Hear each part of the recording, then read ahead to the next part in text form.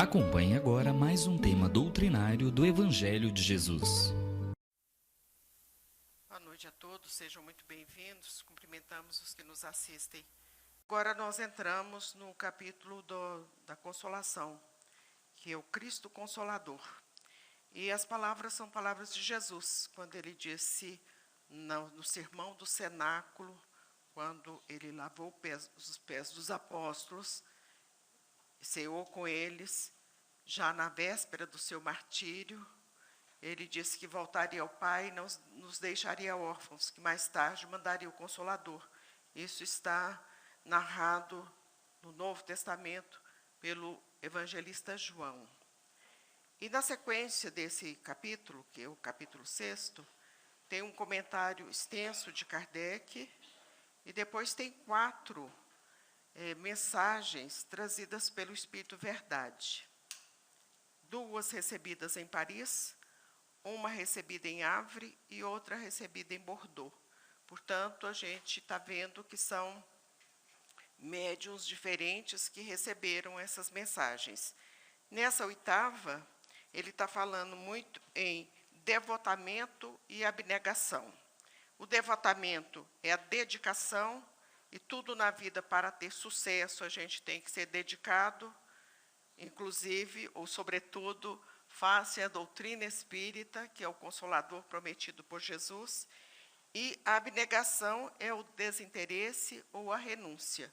Então, quando nós nos propomos realizar o trabalho de divulgação da doutrina espírita, é imprescindível que renunciemos a algumas atividades, algum tempo, em prol da divulgação e do conhecimento da doutrina espírita.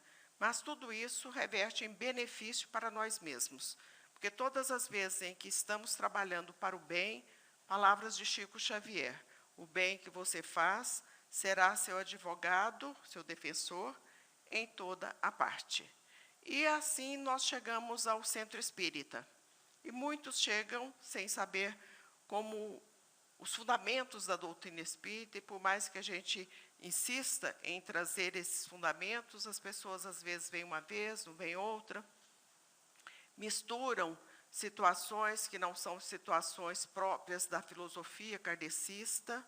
O trabalho de Kardec é ciência, é filosofia, é religião, é um trabalho de estudo, e estudo constante, e todas as pessoas que tiverem interesse em conhecer a doutrina espírita, e nós vamos ver nesse item, também nesse capítulo, no item 5, a advertência também do Espírito Verdade. Espíritas, amai-vos, eis o primeiro ensinamento.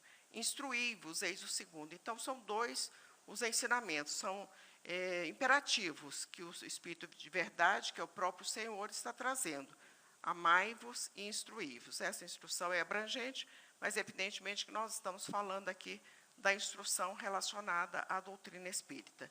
Quando nós estudamos a doutrina espírita, as coisas ficam muito mais fáceis, as adversidades, os sofrimentos ficam muito mais fáceis de serem assimilados, de serem administrados. Por isso que Jesus também disse, através do evangelista Lucas, dá conta da tua administração. Então, quando a gente tem esse conhecimento, fica mais fácil.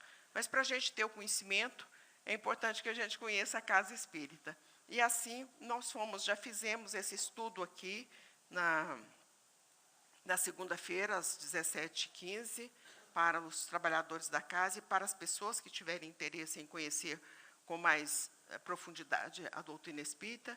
E hoje nós estamos trazendo um resumo da dimensão espiritual na casa espírita, para que as pessoas saibam o que é casa espírita, para que serve, como é que funciona, qual que é o meu comportamento dentro da casa espírita. Nós fizemos um resumo. Infelizmente, vai ter alguma coisa que a gente vai ter que ler mesmo.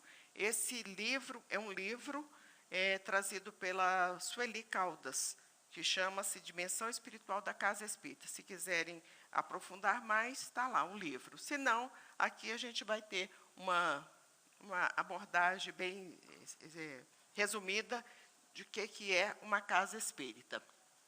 Então, vamos lá.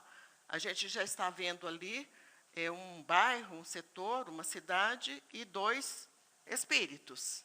Então, os espíritos, na suposição que essa casa de próxima aqui, que tem essa árvore, tem um carro, seja um centro espírita, os espíritos já estão ali observando o que é uma casa espírita.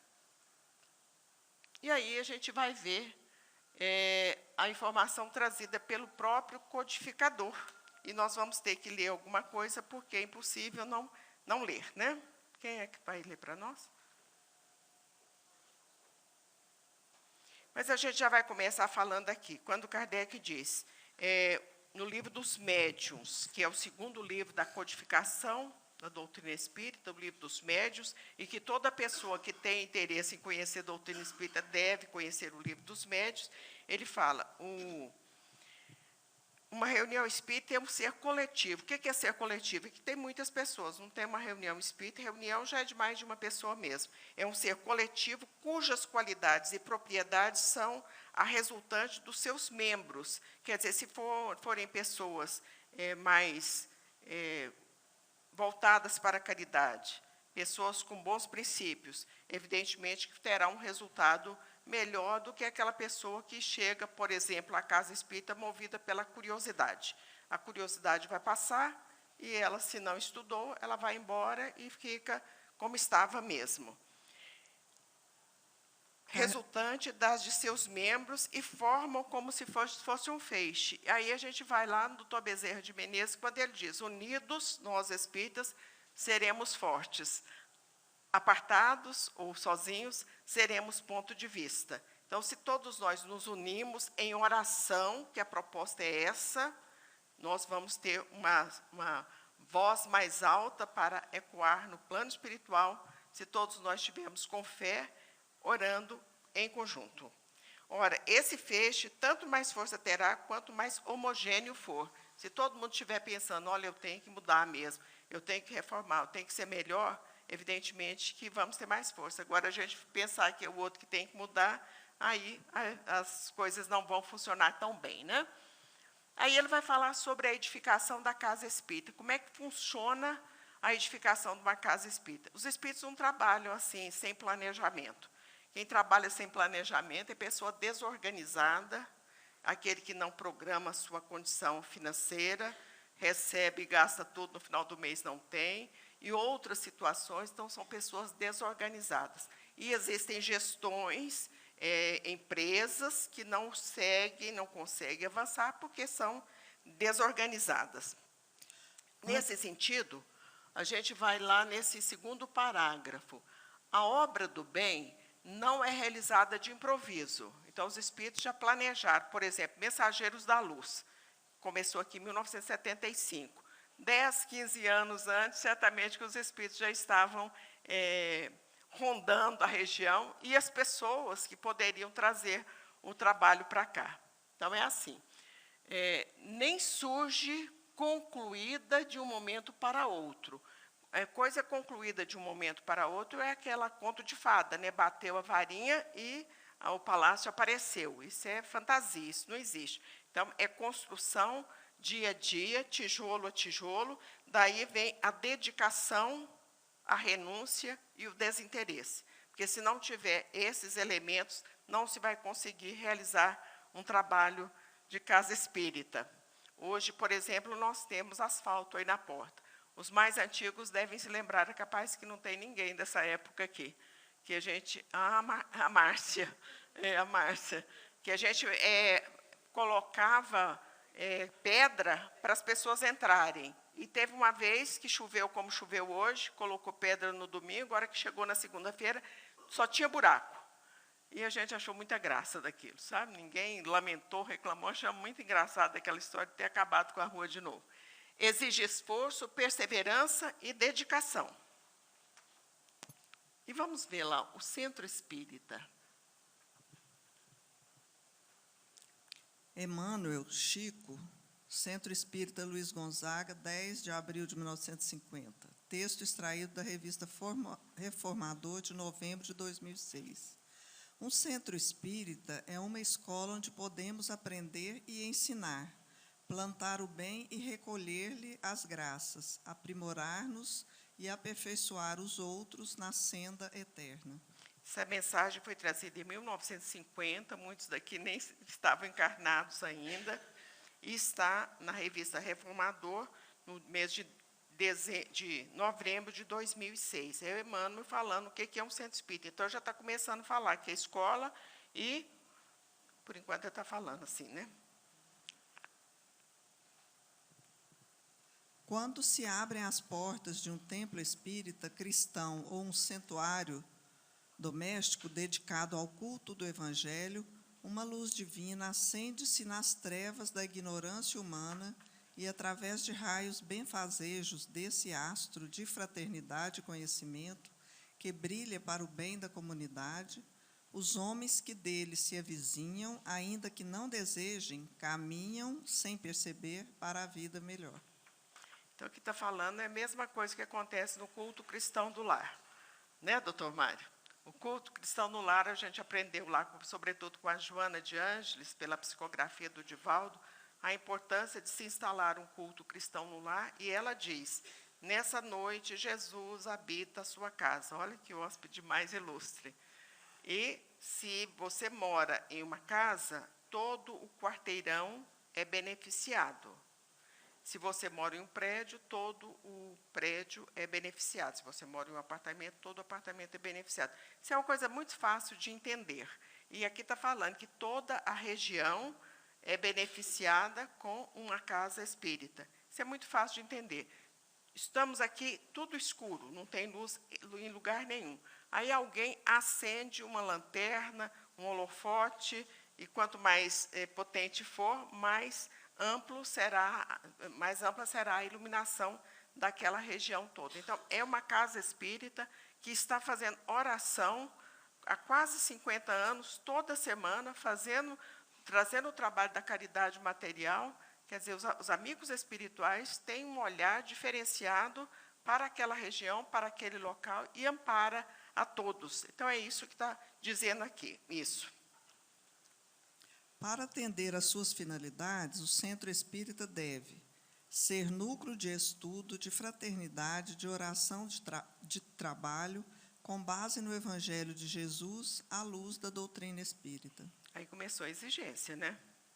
Então, tem uma exigência, quer dizer, o Centro Espírita tem que ser um núcleo de estudo, de fraternidade entre os que estão aqui, de oração, de trabalho, com base no Evangelho de Jesus. Então, já exigiu. Dispõe a Casa Espírita de inestimáveis recursos para atendimento aos que a procuram em busca de lenitivo para seus males psicofísicos. Entre esses recursos estão a prece, o passe, a água fluidificada, a desobsessão, além da imprescindível orientação evangélico-doutrinária. Buscar reforço de estranhos tipos de tratamento indica falta de fé na terapêutica do Consolador. É isso aí. É isso aí. Outras coisas podem resolver? Podem. É doutrina espírita? Não é. Doutrina espírita é isso aqui.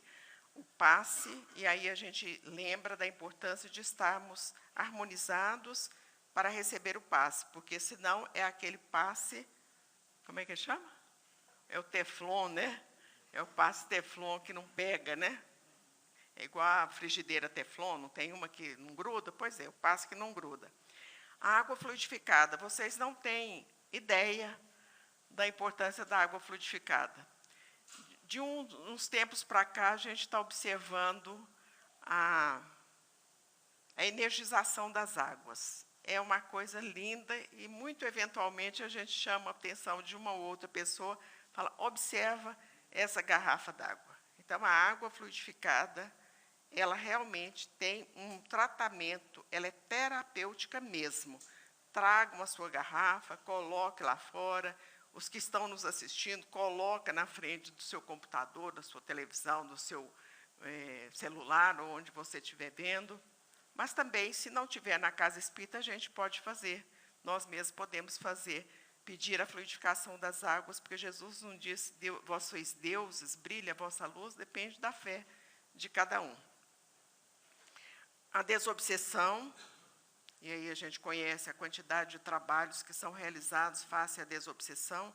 Às vezes as pessoas nem percebem aquele que é objeto, que é o sujeito daquele processo de obsessão, Aí, no outro dia, eu falo assim, nossa, mas dormi tão bem, a minha vida daí para frente melhorou tanto, tive uma semana tão agradável.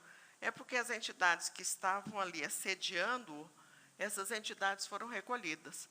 Mas isso não quer dizer que elas não voltarão, porque depende do nosso comportamento.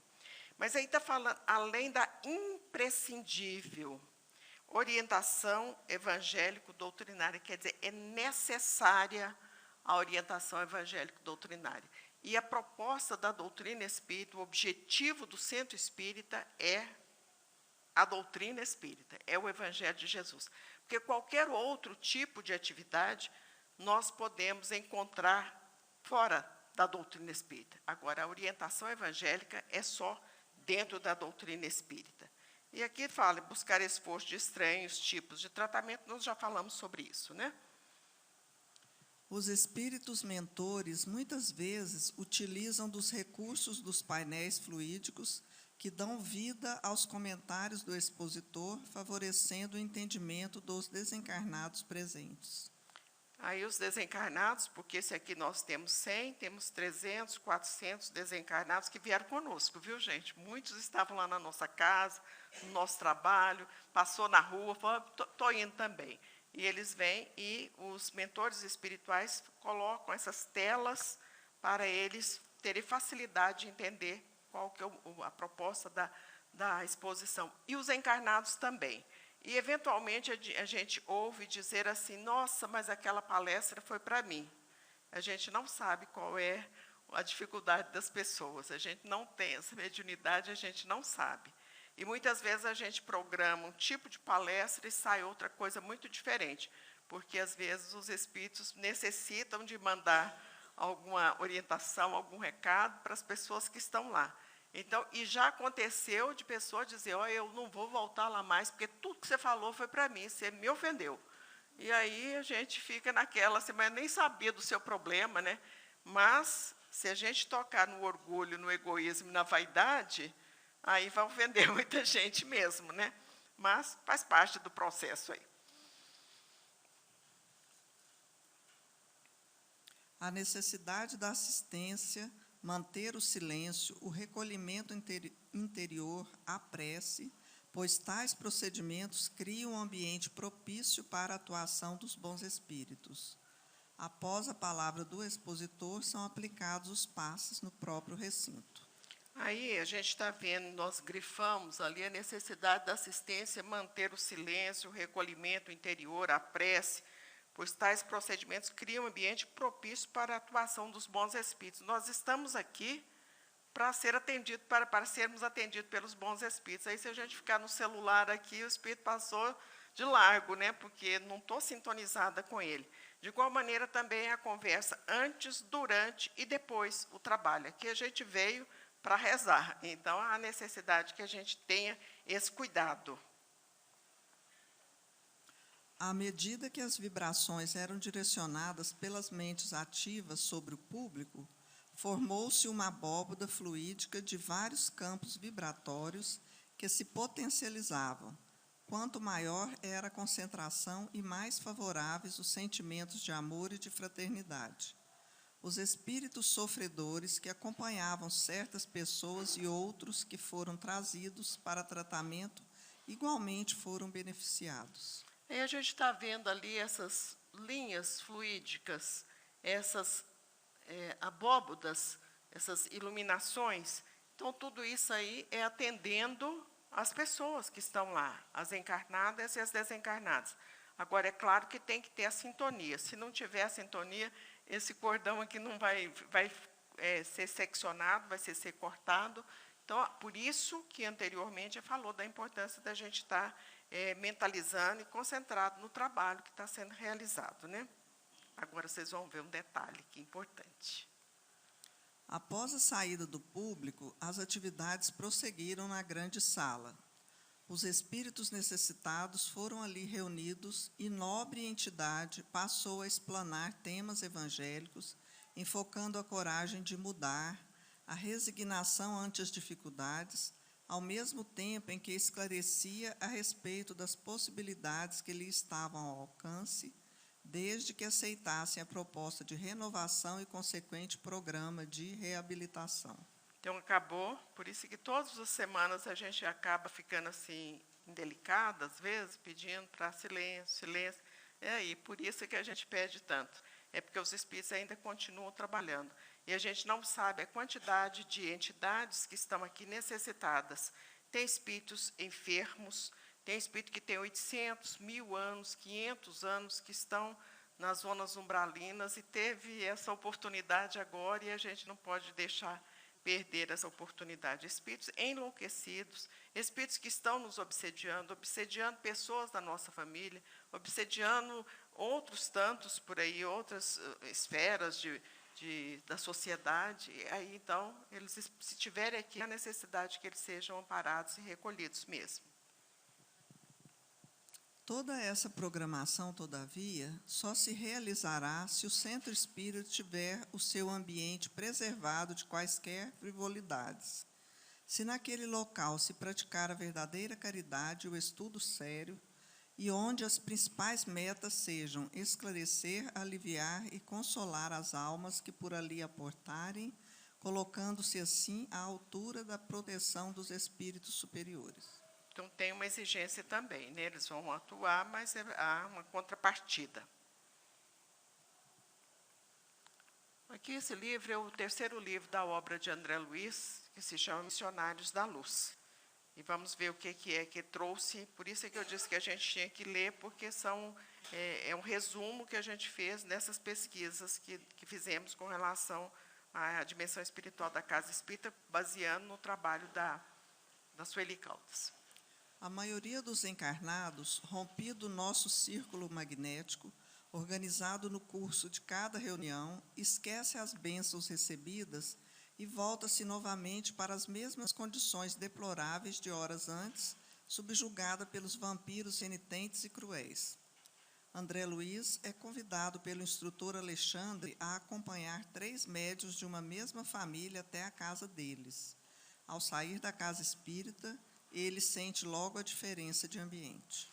Então, aqui nós estamos em a maioria dos encarnados, rompido o círculo magnético, até a hora que sai daqui, senta ali no bar para tomar cerveja, vai falar mal do outro, vai ter raiva de alguém, vai planejar uma vingança, e por aí vai, né? 1000 coisas que podem acontecer na nossa vida, nós estamos aí à mercê, porque não temos a vigilância. Então, a maioria dos encarnados, rompido o círculo magnético, organizado no curso de cada reunião. Imagina o trabalho que nós damos para os espíritos, hein? Porque eles organizam, arrumam, e a hora que a gente sai daqui, a gente, como diz, enfiamos o pé pelas mãos, né?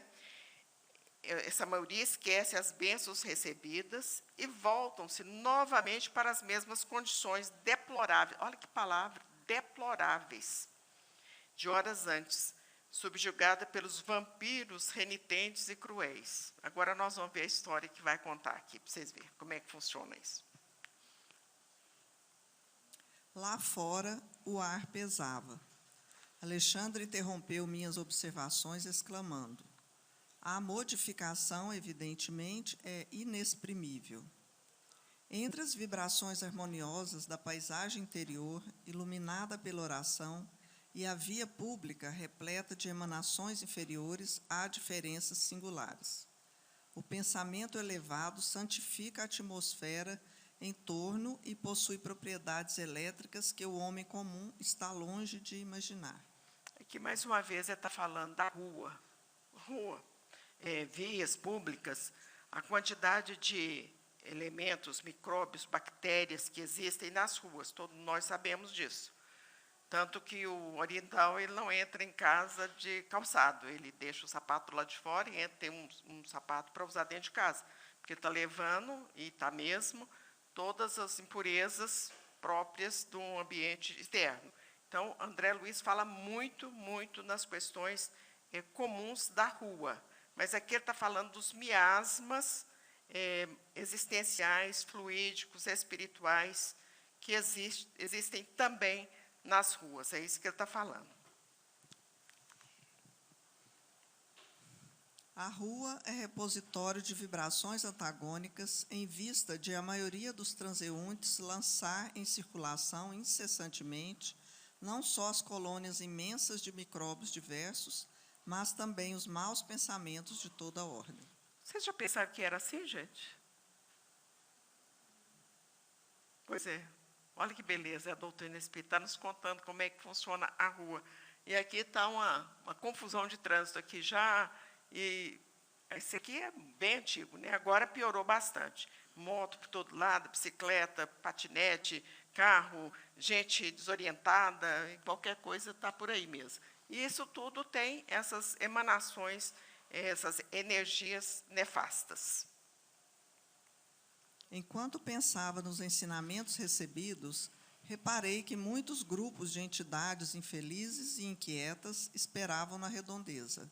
Podíamos ouvi-las em conversas interessantes, mas completamente sem sentido e impróprias nos menores detalhes. Aí, essa região toda amparada, mas mais para frente um pouquinho, já não tem essa segurança espiritual. E os espíritos estão lá. E são espíritos que está falando aqui. Reparei que muitos grupos de entidades infelizes e inquietas esperavam na redondeza.